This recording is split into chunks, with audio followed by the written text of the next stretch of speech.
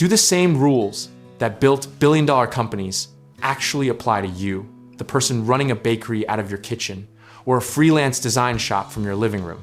Because somewhere along the way, the business world decided that every company, from a 5-person startup to a Fortune 500 giant, should be measuring itself with the exact same report card, and that might be one of the most quietly damaging lies in modern entrepreneurship.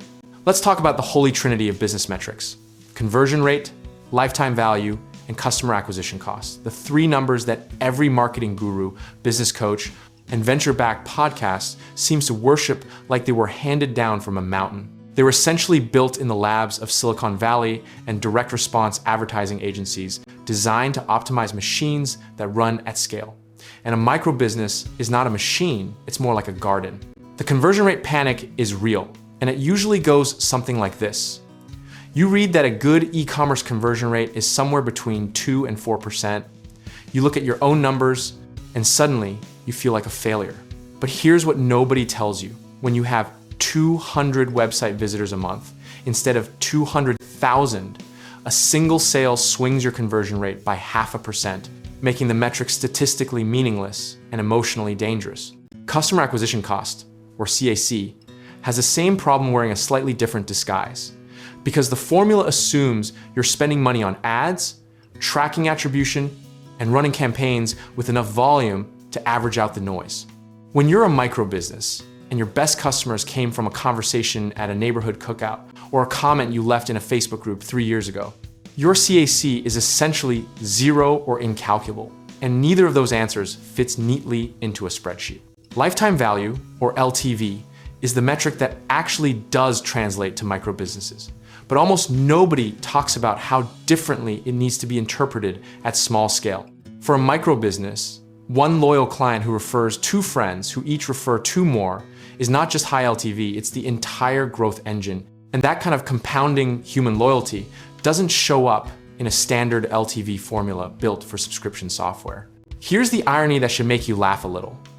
The metrics that micro businesses obsess over are the ones designed for businesses trying to reduce human relationships to numbers, while the actual superpower of a micro business is the depth and quality of those human relationships. You're essentially trying to use a tool designed to automate trust to measure something that only works because it hasn't been automated. Think about how this plays out historically across small business cycles. Every decade or so, some new framework gets packaged, sold to big businesses, and then trickled down to small operators who apply it without questioning whether the original context even remotely applies to them. The 1990s gave us total quality management applied to corner delis. The 2000s gave us lean methodology applied to solo consultants. And now we're handing micro business owners dashboards built for growth stage startups and wondering why everyone feels behind.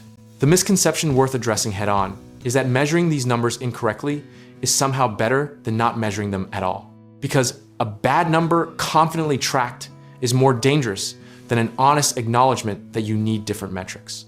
What micro businesses actually need to track are things like repeat purchase rate, referral source, average project margin, and client retention by relationship quality, unglamorous, unsexy metrics that don't fit on a pitch deck but actually predict survival. So what's the practical play here? And what have the businesses that actually made it through their micro phase figured out? They focused obsessively on margin per hour and margin per client rather than aggregate acquisition cost. Because when you're small, one bad client relationship doesn't just hurt your CAC, it consumes 20% of your entire capacity. The lesson from every small business that scaled without burning out is almost always the same story told in different industries. They said no more than they said yes, they raised prices before they felt ready, and they tracked the metrics that reflected their actual business model rather than the one they wished they had. Discipline in a micro business doesn't look like a clean CRM. It looks like knowing which 3 clients generate 80% of your joy and your revenue, and protecting that ruthlessly. Here's a reframe that might actually change how you operate. Instead of asking what your conversion rate is, ask what percentage of your conversations turn into relationships. Because at micro scale, a relationship is the product. The invoice is just the receipt. That single shift in language will reorganize your entire strategy around what actually compounds for you, which is trust, not traffic.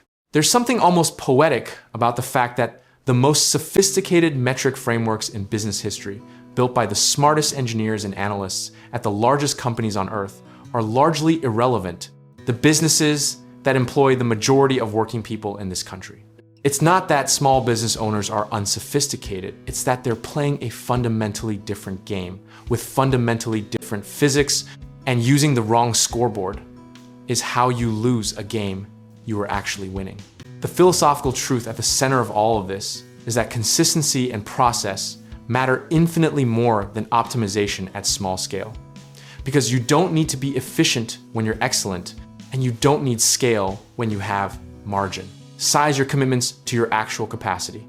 Track what you can actually influence, and make decisions based on your real business, not the idealized version you read about in a growth hacking newsletter at midnight.